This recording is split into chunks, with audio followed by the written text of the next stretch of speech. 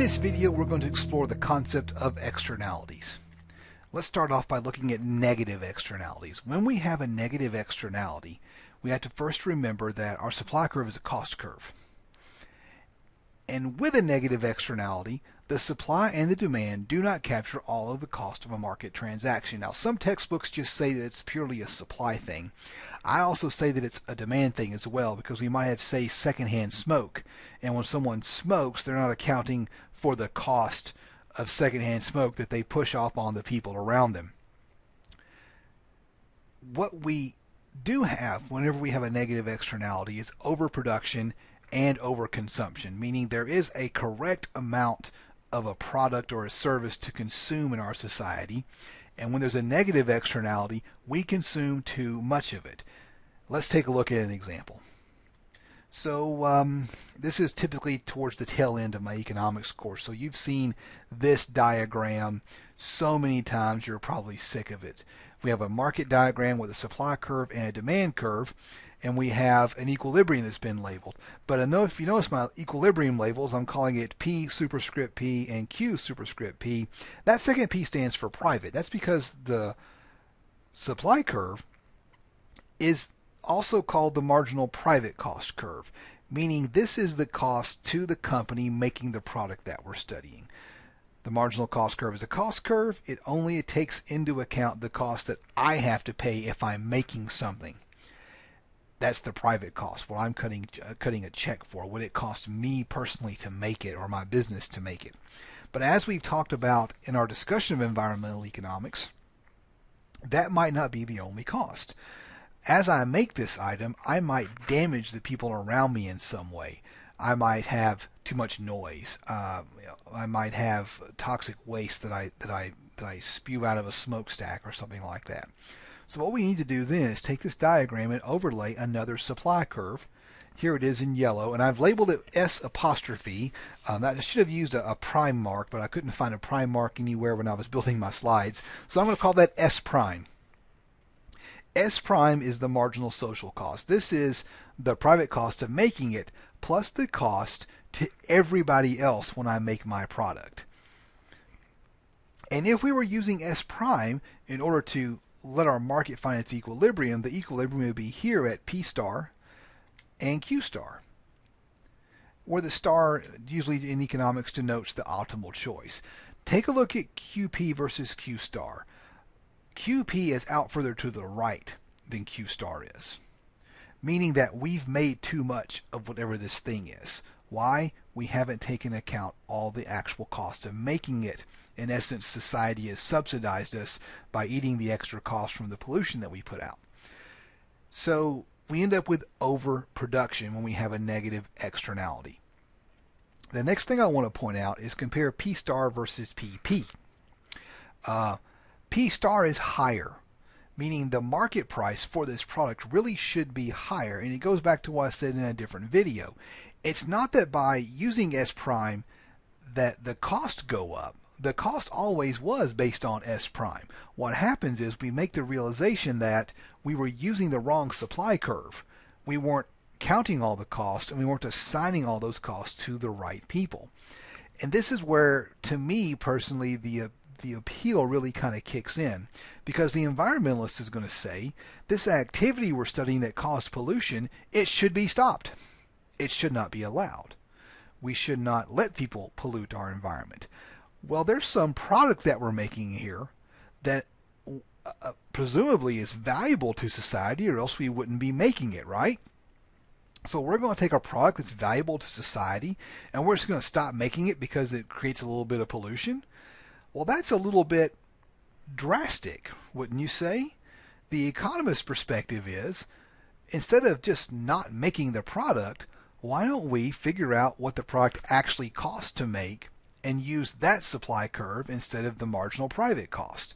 And when we do that, the market price is going to be higher and we're going to have less of it. And because we have less of it, there's going to be less pollution. And so we've moved into a better direction, where we went from lots of pollution to even less pollution, but we still didn't have to destroy the entire market and all the good that comes from having a product trade in a market.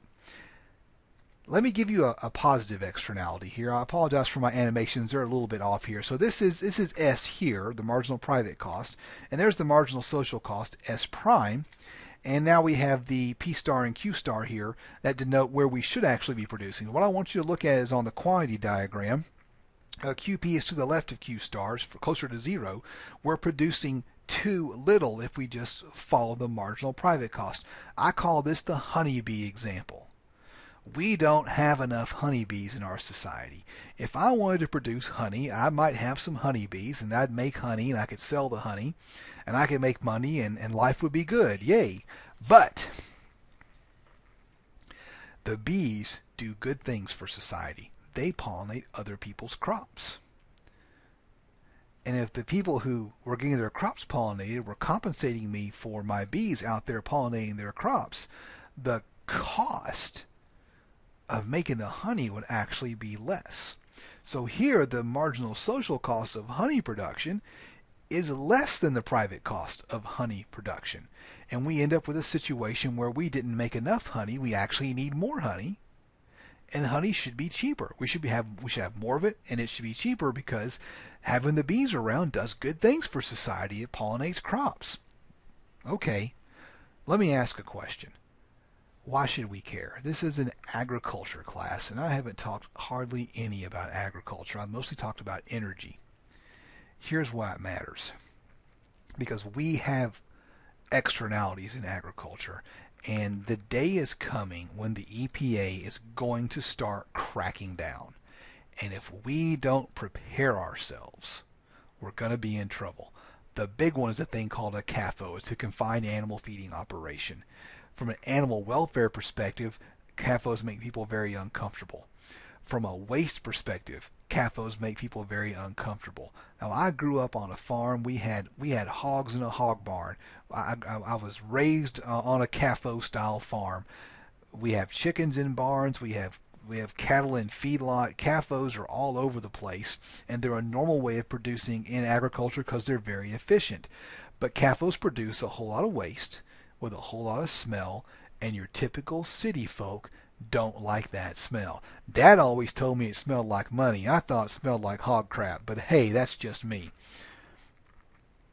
Confined animal feeding operations create externalities from the smell and from all the waste that has to be disposed of in some way. Now, it's not all bad news in agriculture. It turns out that farms are pretty and fun to look at. All that open/green space is valuable to society. People like driving through the countryside to look at the pretty farms. That's a positive externality. Farms bring value to society simply because they're just kind of cool to look at. Everyone likes driving by a farm and watching the cows graze on the side of the road.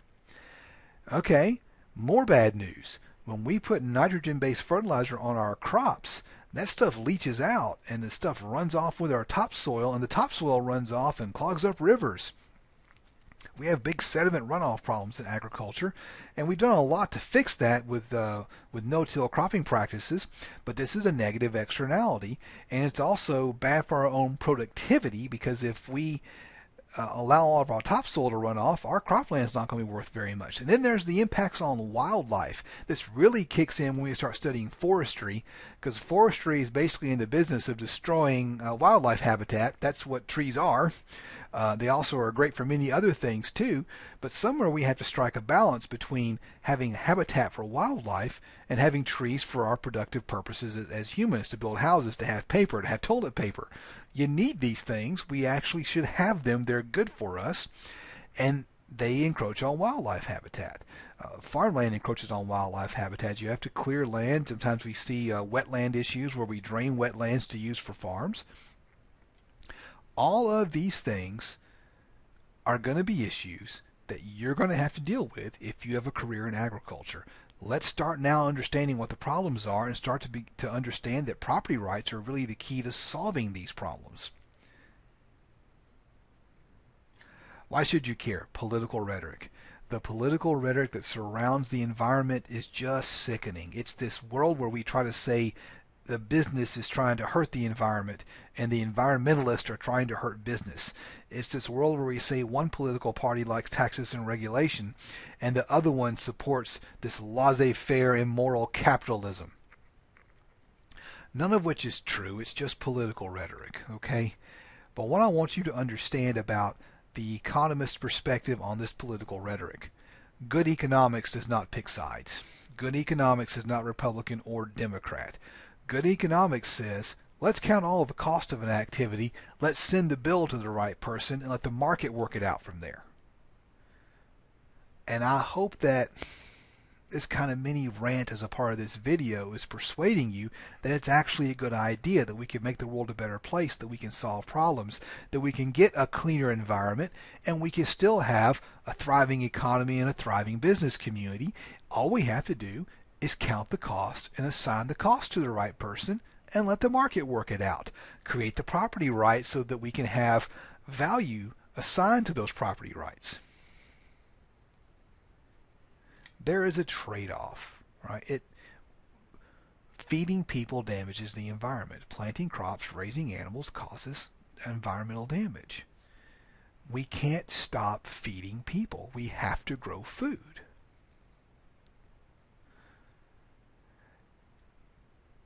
And I'm of the opinion that when you go to the extreme ends of the political spectrum on these issues, that no one is really interested in hearing about this middle ground. And we need more people advocating for this middle ground of just simply saying, let's count the cost and let's assign the cost to the right people. Yes, will this make food cost more? Absolutely, it will make food cost more. Rather the price of food will go up, but the costs don't cost more. We just put them in the right place.